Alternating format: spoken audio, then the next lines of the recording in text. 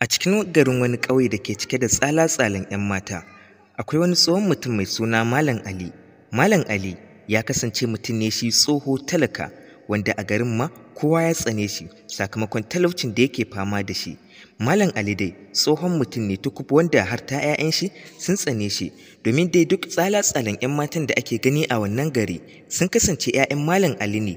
Sakamakon a da ya kasance hamshakin mai kuɗi, sai dai kuma daga bisani duk dukiyarsa ya nuna ya yi asararta, sai dai kuma a ƙarshe yana da wani ɓoyayyen sirri wanda hatta 'ya'yan shi da matan shi da kowa na garin bai sani ba, cewa wannan sirrin, wannan dukiyar tashi da aka ce ta ƙone ba ta ƙone ba, ya yi hakan ne domin ya gwada masu son shi a wannan ƙauye ya kuma gane waɗanda ba sa son shi. Ku biyo ni domin ku ji irin halin da 'ya'yan Malam Ali suka shiga. Labarin ne ya fara kamar haka. Malam Ali ya kasance babban attajiri a ƙauyensu, sai dai kuma a kwana a tashi ya yi wata babbar asara, wanda hakan ya sa ya rasa dukiyar shi komai da komai. Kai daga ƙarshe ma Malam Ali sai da ya kasance naira 5 idan ya gani tana burge sa. A kwana a tashi dai Malam Ali fa yana ganin kuɗaye suna burge shi, wanda har ta kai ta kawo Malam Ali matansa suka tsane shi, 'yan gari suka tsane shi, 'ya'yansa ma suka tsane shi, duk dan saboda baƙin talaucin da yake fama da shi.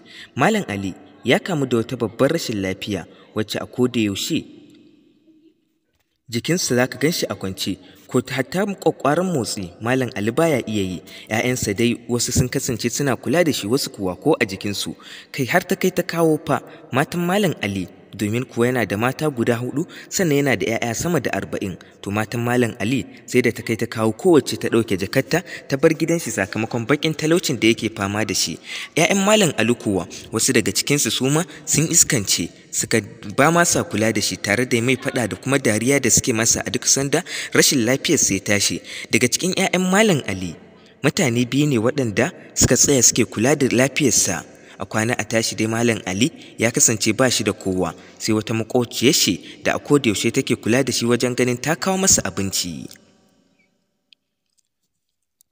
Ana nan fa a cikin wannan ƙauye har ta kai ta kawo Malam Ali ya rasa komai, sai dai kuma daga nan ne ƙarshen alawa tik, ko kuma a ce ƙarshen tika-tika tik, domin kuwa daga nan ne Malam Ali ya fara bayyana asalin shi ɗin wane. A kwana a tashi sai wani alhaji ya zo gidan su Malam Ali ɗin, inda bayyanar alhajin ke da wuya a wannan gida. 'Yan gidan nan tare da 'ya'yan nashi duk suka zo suka zagaye alhajin, sai dai kuma ya ce shi wajen Malam Ali ya zo. A nan ne aka yi sallama da Malam Ali ya fito, inda alhajin ya ce mu je daga ciki. A lokacin ne 'ya'yan suka ga wannan mai kuɗi ya durƙusa wa mahaifinsu. Su da iya sanin 'ya'yan Malam Ali sun ce ba su taɓa ganin wanda ya durƙusa wa mahaifinsu ba a wannan ƙauye, amma yau gashi wanda ya fi kowa kuɗi a wannan ƙauye ya zo ya durƙusa mai. Daga nan ne wani daga cikin 'ya'yan nashi ya ta maza ya tambayi wannan alhaji ya ce cikin girmamawa, ta yaya aka ka iya durƙusa wa mahaifina? To daga wannan lokaci ne kuma wannan alhajin ya buɗi bakinsa ya ce wa wannan yaro nashi, ku zo ku je abin da ya faru. A wannan lokaci ne wannan mai kuɗi, ko kuma na ce wannan alhajin, ya fara ba wa 'ya'yan Malam Ali labarin abin da ya faru, da kuma irin yadda Malam Ali ya umarci alhajin da cewa kada ya bayyana komai har sai ranar da gaskiya ya so ta bayyana, kuma wannan ce ranar. Alhajin ya ƙara da cewa duk dukiyata da kuke gani a wannan ƙauyen ta kasance ba ta kowa bace ba face ta Malam Ali. Hatta rashin lafiyar nan da kuke gani na ƙarya ne, sai dai kuma akwai na gaskiyar. Daga nan ne fa idan 'ya'yan Malam Ali ya raina fata.